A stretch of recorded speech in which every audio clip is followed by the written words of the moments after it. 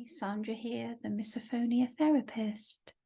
And in today's video, I'm going back to basics because I have been contacted by some of my followers who do recognize that they have some of the symptoms which may indicate they have misophonia. And I just want to clarify that misophonia is a real thing, because there seem to be some people who doubt it. So when I tell people I work with a condition called misophonia, they often ask me what it is because they haven't heard of it. So I explain it's a condition where people, including adults and children, experience extreme emotion, predominantly anger or disgust or rage, toward common everyday noises. And is that an actual thing? Oh, yes. And I often get asked, do you mean things like neighbour nuisance or loud traffic?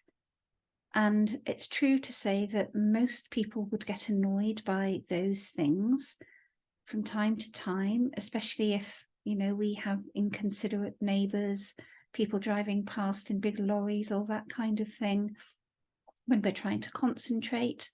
But misophonia is a little different.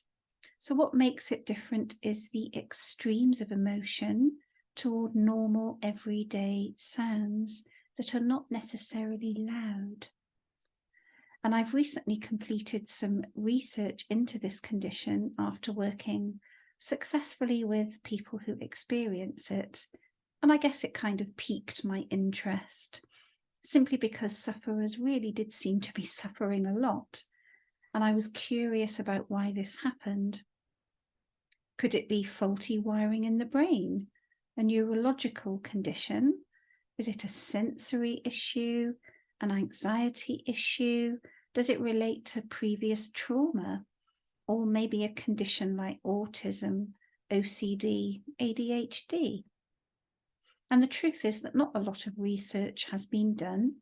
I'm trained as a clinical hypnotherapist, and based on my small scale research and from what my clients tell me, it's possibly to do with the way our brains assess risk and threat.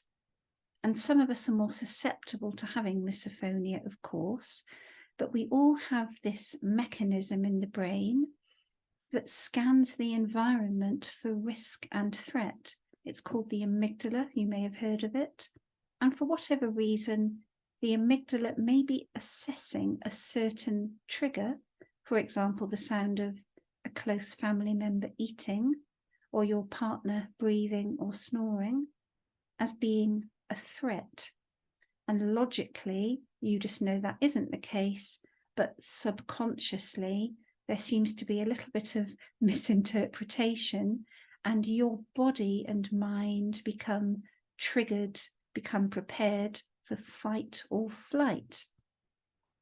And this is the basis of those feelings of rage in particular, wanting to run away and avoid situations where you might be exposed to the trigger.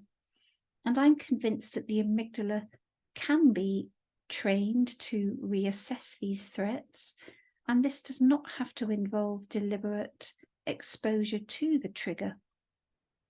And I think we're capable of far more than we believe, and we all have these strange, mushy, grey blobs in our heads that can often do pretty bizarre things, many of which are hangovers from the days when we were living in primitive communities, the cave dwellers.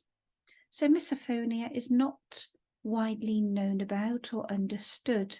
It's complex, but I really hope to raise a little more awareness by creating and sharing content just like this, and trying to answer common questions if I'm able to. So I'm across most of the social media platforms now, and I would very much appreciate it if you could follow me or subscribe, because the bigger my audience gets, hopefully the more I can reach people to help them and raise awareness. So thank you very much for your time, and I'll be back again tomorrow. Bye for now.